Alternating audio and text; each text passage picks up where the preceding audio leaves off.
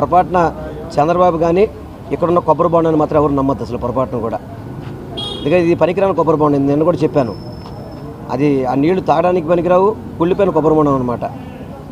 ప్రజల్ని మోసం చేయడానికి ఇక్కడ అతను పోటీ చేస్తున్నాడు.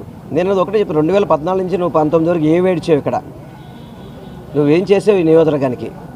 మళ్ళీ ఓటు ఏ ముఖం పెట్టుకుని నువ్వు ఓటు అడుగుతావు? ఓటు అడిగే ఇంక నైతిక అర్హత ఉందా?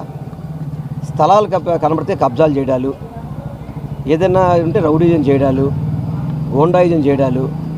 నిన్న కూడా ఎవరో ఒకళ్ళిద్దరికి వెళ్ళాయంట, మీరు కనుక మా పోటీ అయిపోతే మీ సంగతి చూస్తామని. అటువంటి వ్యక్తి మనకు అవసరమా? రౌడీజం చేసే వ్యక్తి మనకు అవసరమా? గోండాయిజం చేసే వ్యక్తి మనకు అవసరమా? తరిమి కొట్టండి. మీ అందరికీ నేను తోడుగా ఉంటాను. ఆ కొబ్బరి బొంగ నడ్డు కూడా నేను తోడుగా ఉంటాను, గుర్తుపెట్టుకోండి.